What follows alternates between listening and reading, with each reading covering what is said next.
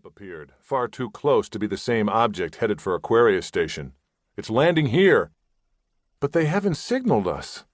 Apvane scrambled at his console controls.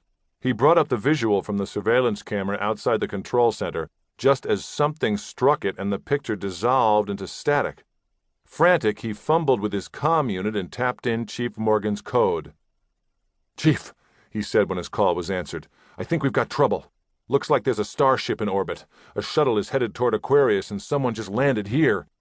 His jaw clenched as he listened to Morgan's reply. "I'm not playing some kind of practical joke," he snapped.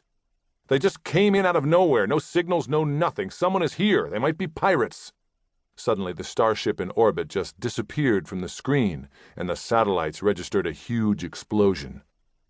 As Apvane was explaining that the starship appeared to have been destroyed, the door to the control center slammed open, and the two men jerked their attention to it.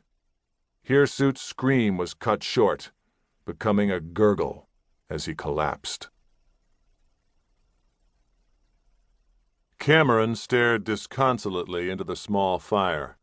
Things had not been going well for him, not at all, since the group's arrival on Society 437 6 months ago. Opposite the fire, snuggled against the cave wall, Minerva stirred in her sleep. Her blonde hair, once so beautiful, was matted and dirty, as shaggy as the men's. She stank, too. They all did. None of them had spent much time on personal hygiene for months, but she was the only one of the surviving pirates Cameron could trust. The cave they were hiding in extended for uncounted kilometers under the mountains. They only used the first 100 meters or so of the tunnel system that led into the caverns, but they had explored extensively behind the entrance and were satisfied that the place might provide refuge if... Cameron didn't want to think about what if. He was sure their puny defensive measures would amount to nothing if those things did come after them in there.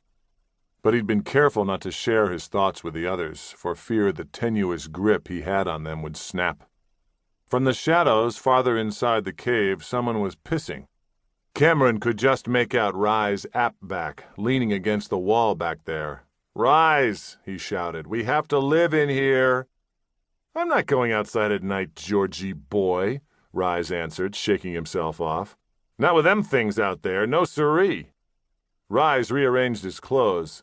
"Thanks to you, Georgie boy," he added sourly. "You'd have been dead 6 months ago with the others if it hadn't been for me," Cameron replied in a tired voice.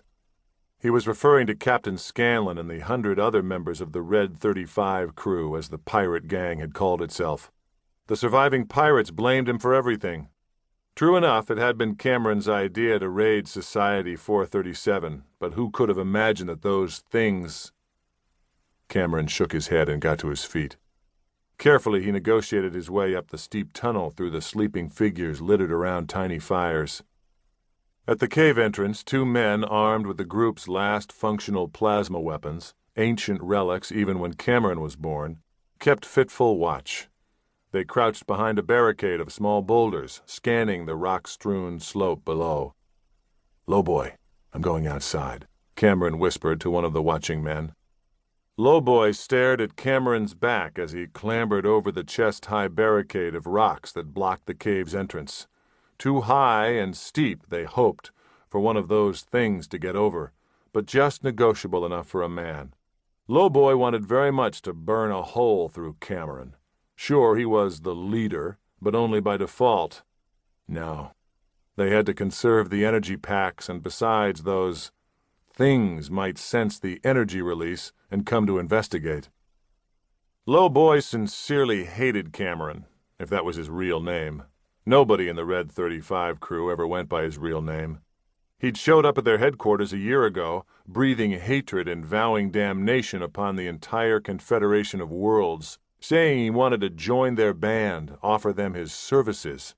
Educated fop, that's what he was, Lowboy reflected, not real pirate material. But Scanlon had accepted him into the crew. Now look what that's got us, Lowboy thought bitterly. Outside, Cameron stood bathed in the moonlight as he urinated down the slope. They were nearly 1,000 meters above the swamp, and the mountains rose another 1,000 meters behind them. Those things didn't...